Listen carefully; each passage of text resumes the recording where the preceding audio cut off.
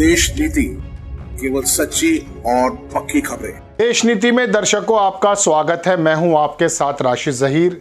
केंद्र की सरकार जिस तरह से ईडी के डायरेक्टर को मजबूत करने में लगी हुई है या ईडी का इस्तेमाल विरोधियों के अनुसार इस बात पर लगा रखा है ईडी को कि वो सरकारों को किस तरह से परेशान करें बशर्ते वो विपक्ष की हों, उसके बारे में आपको हमारे साथी एंकर ने बताया कि छत्तीसगढ़ में और झारखंड में ईडी की टीम पहुंची और वहां भूपेश बघेल के जो ओएसडी हैं, राजनीतिक सलाहकार हैं, उनके घर पर छापा मारा, उनके ऑफिसेज में जहां पर भी वो लोग गए, जो चीज़ें निकाली गई हैं उसके बारे में भी आपको बताऊंगा। और भूपेश बघेल दिल्ली में आकर के जो प्रेस कॉन्फ्रेंस कर रहे हैं, एक ऐसा विरोध संस्थाओं के प्रति भी अब क्या शुरू हो गया है कि एक स्टेट का मुख्यमंत्री अपने ओएसडी विनोद वर्मा के ऊपर छापा जब लगा और उन्होंने तमाम चीज़ें दिखाई, उसकी आवाज़ को लेकर दिल्ली पहुंच गया। क्या यह चुनी हुई सरकार और संस्थानों के बीच में कोई लड़ाई तो नहीं हो रही है?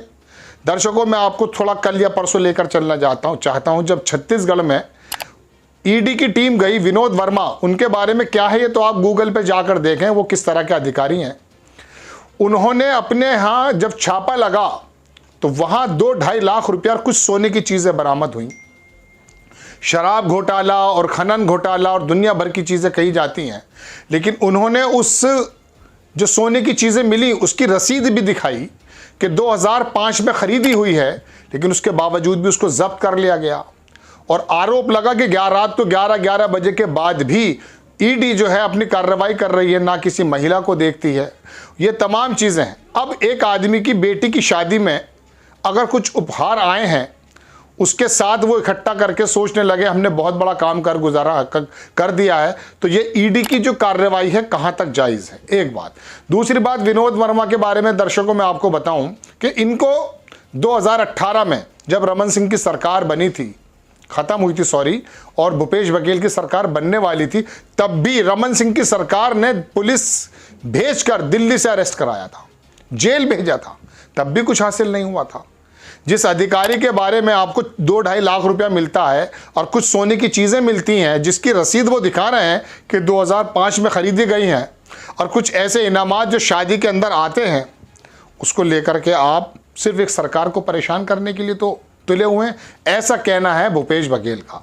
क्या ईडी का कार्यकाल इसलिए बढ़ाया जा रहा था कि वो आकर के छत्तीसगढ़ और झारखंड में इस तरह का परेशान करे? 2186 करोड़ रुपए का शराब घोटाला बताया जाता दर्शकों झारखंड में।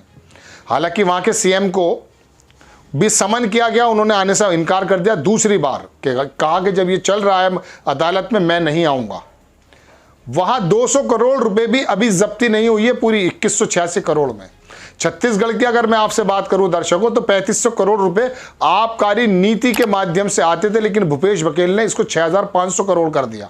2000 करोड़ लगभग ज्यादा उसके अंदर फायदे में वहां की आबकारी नीति। अपनी बात पर मैं आता हूं कि एक अधिकारी को परेशान करने के लिए, अगर ईडी या एक सरकार को परेशान करने के लिए ईडी को टूल बनाया जा रहा है, तो इसी बात पर तो विपक्ष के लोग चर्चा कर रहे हैं। आपको दर्शकों मैंने कुछ पॉइंट्स इकट्ठे किए थे, वो मैं बताना चाहता था कि किस प्रकार से वहां पर 2018 में सरकार बनी और उसके बाद से फिर आसपास के इलाकों की अगर मैं बात करूं कि ईडी ने क्या किया है। आरजेडी तेजस्वी के पूरे परिवार को नोटिस नहीं दिया है, लेकिन इसके इतर बिस्वा को लेकर चलिए आप, या शुभेंदु अधिकारी को लेकर चलिए, या अभी ताज़ा जो डिप्टी सीएम बने अजीत पवार, उनको ले लीजिए। ईडी ने क्या उनको पहले बताया नहीं था कि इनके ऊपर शक की सुई है? जब ये लोग अपने अपने पदों पर आकर भारतीय जनता पार्टी के साथ मिल गए तो ईडी ने कौन सी कार्रवाई की है? दर्शकों, बात यह है कि इस तरह की बातें तमाम चल रही हैं और ये ईडी को जो इस्तेमाल करने का एक नया चैलेंज हुआ, भूपेश बघेल ने आकर दिल्ली के अंदर जो प्रेस कॉन्फ्रेंस करके अपनी रुदाद को बताया है, ये बहुत अच्छा सूचक नहीं है कि एक चुनी हुई सरकार एक संस्थान के खिलाफ आकर के दिल्ली के अंदर प्रेस कॉन्फ्रेंस करके ये बताने लगे कि आखिरकार ये टूल किस तरह से बन गई। ये शब्द मेरे हैं, लेकिन मैं पूरा सार बता रहा हूं आपको। और सबसे बड़ी खबर देने का जो मेरा मतलब था, जो विनोद वर्मा है, उन्होंने डकैती बताया है। इस ईडी की कार्रवाई को अगर डकैती बताया तो सोचिए डकैत कौन है उनके आरोप के अनुसार। हमारे संस्थानों के मुखियाओं को अगर डकैत या डकैत के रूप से पुकारा जाएगा तो क्या आत्मचिंतन का विषय नहीं है? ये जानने का विषय नहीं है कि आखिरकार ईडी एक ही तरफ 95% सिर्फ विपक्षी लोगों पर क्यों जो है कार्रवाई कर रही है? जो मनी लॉन्ड्रिंग के जिसके अंतर्गत आती है, आज तक 23 केसेस में कन्विक्शन हुआ है। कितने हजार केस, कितने सौ केस लग चुके हैं पीएमएलए के अनुरूप अंतर्गत। तो दर्शकों, ये टोटल कार्रवाई है। हम ये नहीं कह रहे हैं और ना हमारा आशय, हमें तो सिर्फ खबर बताना है। लेकिन जो अजीत पवार से लेकर शुभेंदु अधिकारी, बिस्वा से लेकर नारायण राणे, ये तमाम लोग जिनके ऊपर आरोप थे, गलत या सही उसको छोड़ दीजिए, लेकिन ये जैसे ही भारतीय जनता पार्टी के अंदर आ जाते हैं, वो गाना याद आता कि यहाँ पे सब शांति शांति है। लेकिन छत्तीसगढ़ के अंदर भूपेश बघेल जो बेहतरीन काम कर गए हैं, वहाँ ज़मीन के अंदर जो किसानों को फ़ायदा पहुँचाने का उन्होंने काम किया है, गाय गाय पूरे देश में अंदर चिल्ला रहे हैं, गौरक्षक बने फिरते हैं बहुत सारे संस्थान और बहुत सारे जो है दल।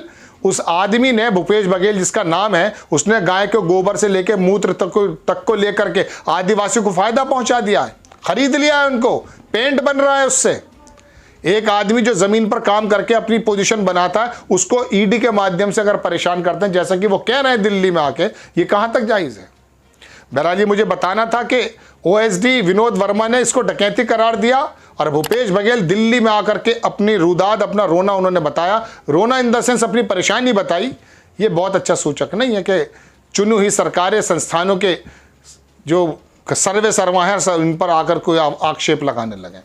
आपको खबर कैसी लगी अपनी राय कमेंट्स बॉक्स में जरूर दीजिए। चैनल को सब्सक्राइब कीजिए, शेयर कीजिए। नेक्स्ट टाइम मैं किसी खबर के साथ आता हूं। जय हिंद। आपका एक सब्सक्राइब हमारे लिए महत्वपूर्ण है।